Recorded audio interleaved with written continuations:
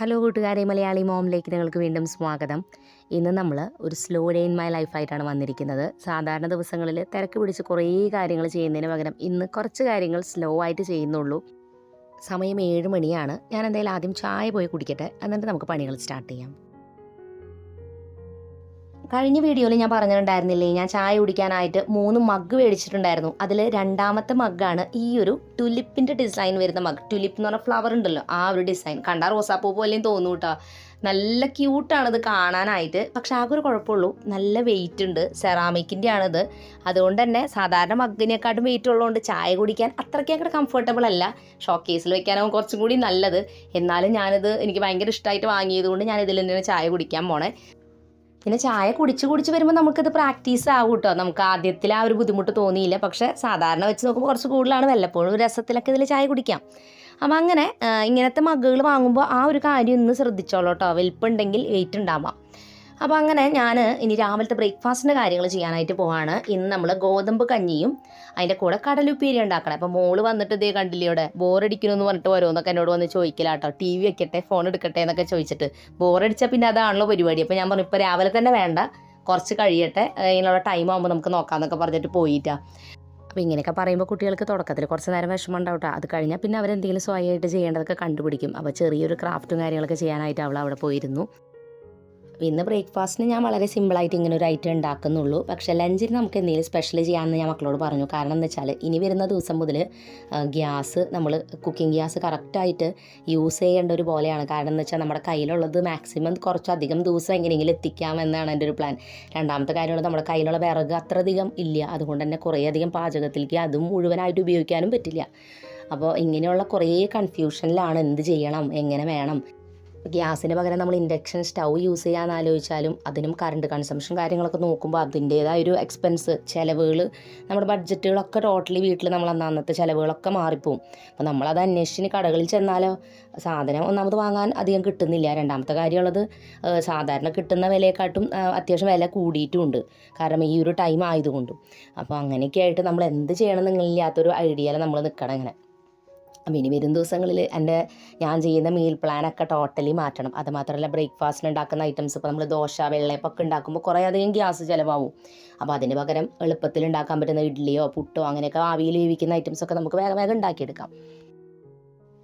ഇന്ന് നമ്മൾ ഉണ്ടാക്കുന്നത് വെജിറ്റബിൾ എഗ് ഫ്രൈഡ് റൈസും അതിൻ്റെ കൂടെ എഗ് മഞ്ചൂരിയനാണ് കേട്ടോ. അപ്പോൾ നമുക്ക് ഈസ്റ്റർ വരെ ശരിക്കും പറഞ്ഞാൽ 50 ദിവസം നൊയമ്പുണ്ട്. അപ്പോൾ അതിൽ നമ്മൾ നോൺ വെജ് ഐറ്റംസ് കഴിക്കില്ല. അങ്ങനെയാണ് നൊയമ്പെടുക്കുക. പക്ഷേ നമ്മൾ പ്രായമായവരാണ്, കുട്ടികളാണ്, നമുക്ക് എന്തെങ്കിലും വയ്യാകളൊക്കെ ഉണ്ടെങ്കിൽ നൊയമ്പെടുക്കേണ്ട ആവശ്യമില്ല. അത് നമുക്ക് സാധിക്കുന്നവരെടുക്കുകയാണെങ്കിൽ നല്ലത്. അപ്പോൾ ഞങ്ങൾ സാധാരണ നൊയമ്പെടുക്കുമ്പോൾ കോഴിമുട്ട അതിലെടുക്കാറില്ല. കാരണം കുട്ടികളും പ്രായമായവരൊക്കെ വീട്ടിലുണ്ട്. പ്രോട്ടീൻ കിട്ടുന്നൊരു ഫുഡാണ്. അപ്പോൾ അത് ഫുള്ളി വേണ്ടെന്ന് വയ്ക്കാറില്ല. ബാക്കി ഐറ്റംസാണ് നമ്മൾ നൊയമ്പെടുക്കാറുള്ളത്.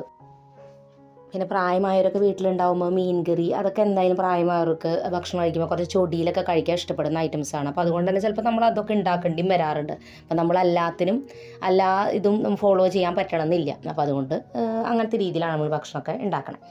എന്തായാലും ഞാനിന്ന് ഈ ഒരു ഫ്രൈഡ് റൈസ് ഉണ്ടാക്കണതിൻ്റെ ഇതിൻ്റെയും റെസിപ്പി പറയാം. നല്ല ഈസിയാണ്, നല്ല ടേസ്റ്റിയാണ്, കുട്ടികൾക്കൊക്കെ എന്തായാലും ഇഷ്ടപ്പെടും. അപ്പോൾ ഇതിനായിട്ട് ആദ്യം തന്നെ അരി നമ്മൾ ഒരു അരമണിക്കൂർ വെള്ളത്തിൽ കുതിർത്തിടണം. അപ്പോൾ ബിരിയാണി അരി നമുക്ക് എടുക്കാം. അത് നീളമുള്ള അരി എടുക്കാൻ നോക്കുക. ഫ്രൈഡ് റൈസിന് അതാണ് നല്ലത്.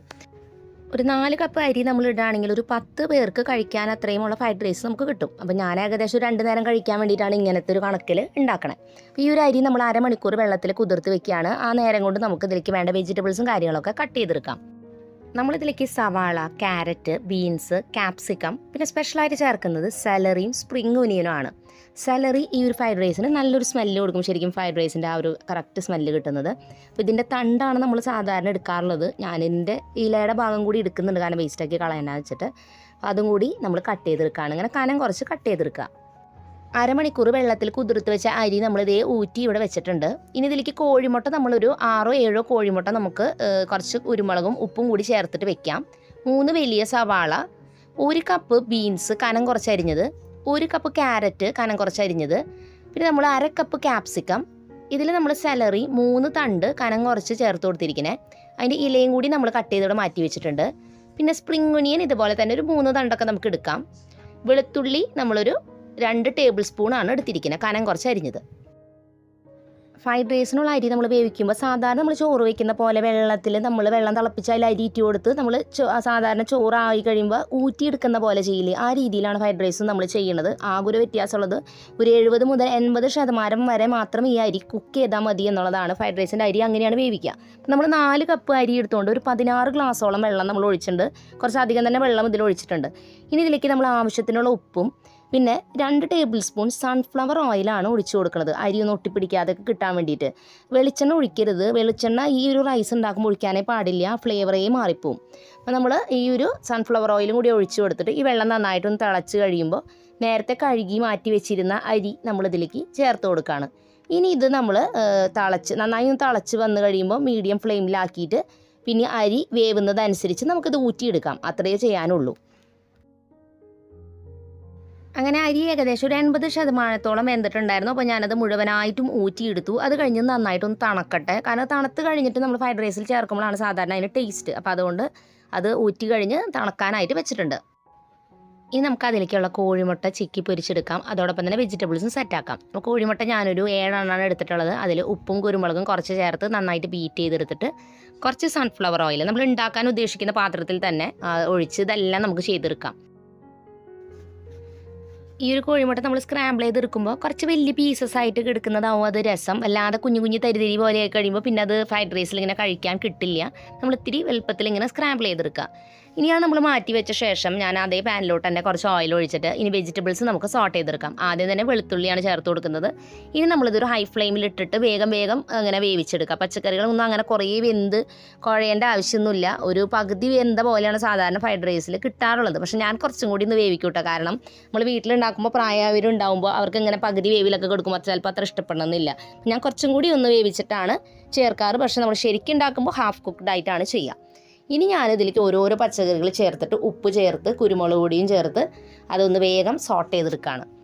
അങ്ങനെ വെജിറ്റബിൾസ് ഏകദേശം ഒരു ഹാഫ് കുക്ക്ഡ് ആയി കഴിഞ്ഞപ്പോൾ ഞാൻ അതിലേക്ക് 2 ടേബിൾ സ്പൂൺ സോയാ സോസും 2 table spoon green chilli sauce എന്ന് പറഞ്ഞിട്ട് നമുക്ക് മേടിക്കാൻ കിട്ടും, അത് ചേർത്ത് കൊടുക്കാം. ഇനി അതില്ലെങ്കിൽ കുരുമുളക് പൊടി ചേർത്താലും കുഴപ്പമില്ല. ഇനി അതിലേക്ക് ഞാൻ 1 ടീസ്പൂൺ കുരുമുളക് പൊടി ചേർത്ത് കൊടുക്കുന്നുണ്ട്. പിന്നെ 1 ടീസ്പൂൺ പഞ്ചസാരയും ചേർത്ത് കൊടുക്കുന്നുണ്ട്. ഉപ്പ് കുറവാണെങ്കിൽ അത് ചേർക്കാം. ഇനി ഇത് നല്ലതായിട്ട് ഇങ്ങനെ ഹൈ ഫ്ലെയിമിൽ മിക്സ് ചെയ്ത് കൊടുക്കുക. ഇനി ഇതിലേക്ക് ഞാൻ നേരത്തെ അരിഞ്ഞ് വെച്ചിരുന്ന സാലറിയുടെ ലീഫ് ഉണ്ടായിരുന്നല്ലോ, അതും കൂടി ഇട്ട് കൊടുക്കുന്നുണ്ട്. മല്ലിയിലെ കാര്യമൊന്നും ഇടരുത് കേട്ടോ, ഫ്ലേവറൊക്കെ മാറിപ്പോവും. ഇതിന് ശരിക്കും ആ സാലറിയുടെ അതേ മണമായതുകൊണ്ടാണ് ചേർക്കണേ. സാലറിക്ക് ഒരു പ്രത്യേക സ്മെല്ലാണ് ശരിക്കും. ഫ്രൈഡ് റൈസ് ഉണ്ടാക്കിയ ഒരു സ്മെല്ല്, ആ സാലറി ആ ഒരു ഇതിൻ്റെ മണമാണ് ശരിക്കും എനിക്ക് തോന്നിയത്.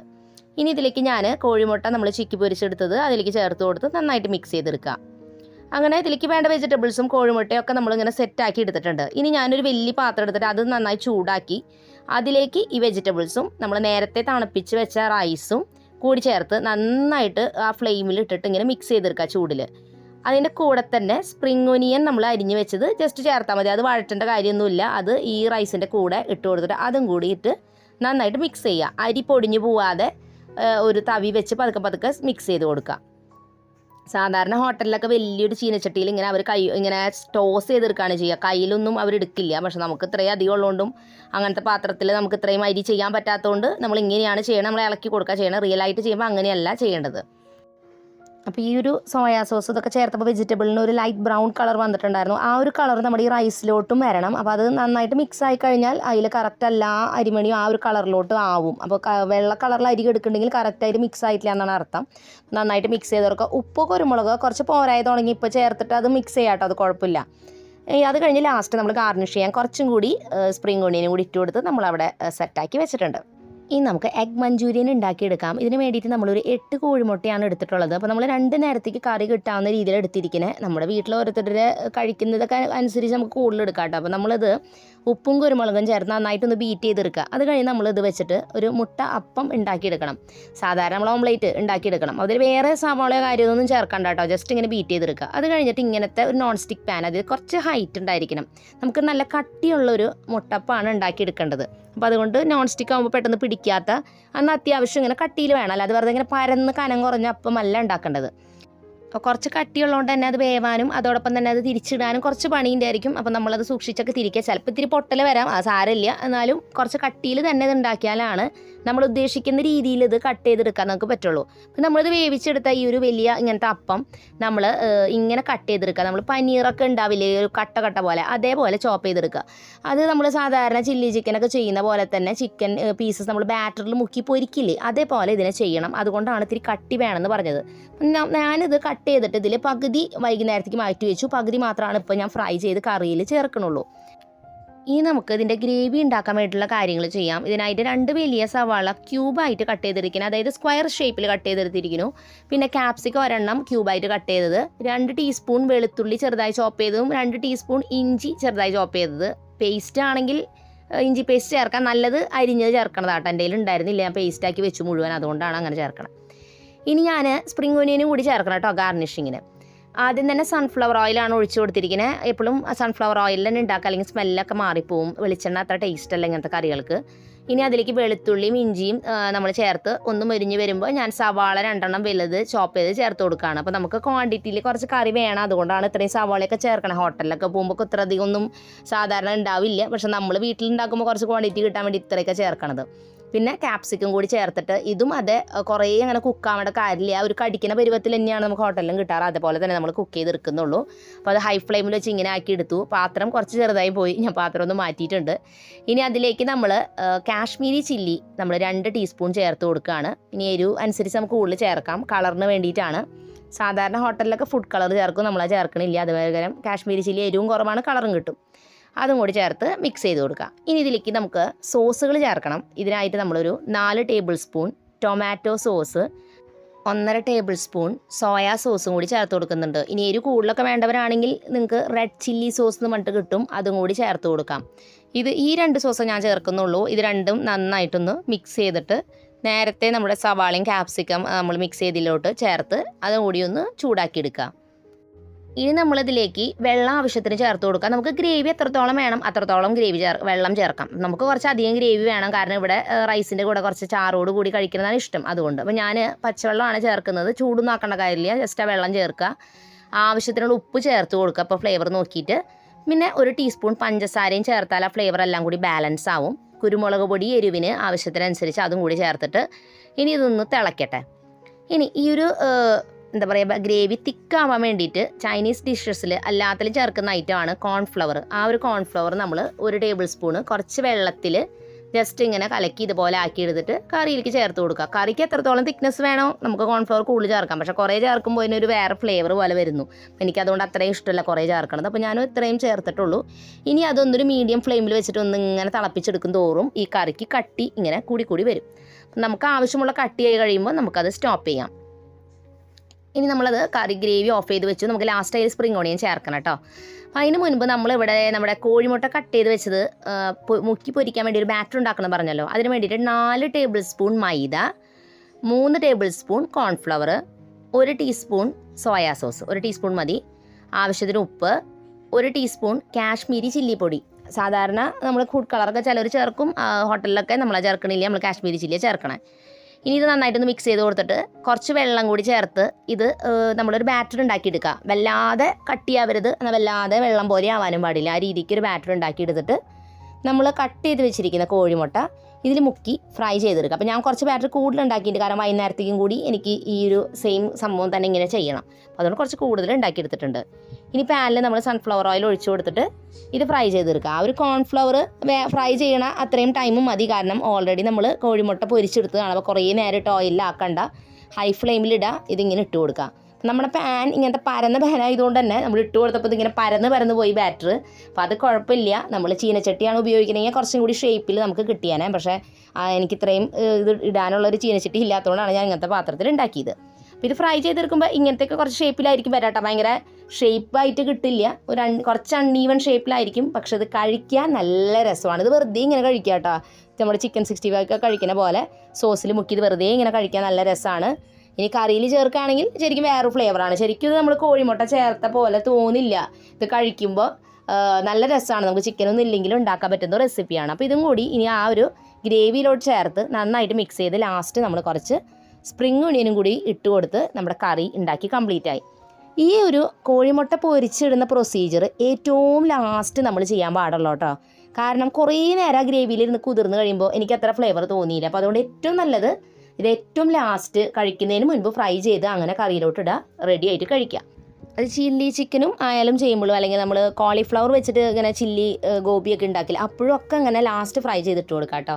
ഇനി നമുക്ക് നമ്മുടെ റൈസും കറിയൊക്കെ സെറ്റ് ചെയ്യാം. ഞാൻ ഓൾറെഡി വലിയ പാത്രത്തിൽ വെച്ച് അവിടെ സെർവ് ചെയ്യാനായിട്ട് എല്ലാവർക്കും കഴിക്കാൻ വെച്ചിട്ടുണ്ട്. പക്ഷേ ഞാൻ കുറച്ച് ഭംഗിക്ക് ഈ പാത്രത്തിലൊക്കെ ഇട്ട് വെച്ചിട്ട് ഇങ്ങനെ സെറ്റാക്കിയിട്ട് കഴിക്കാമെന്ന് വിചാരിച്ചു.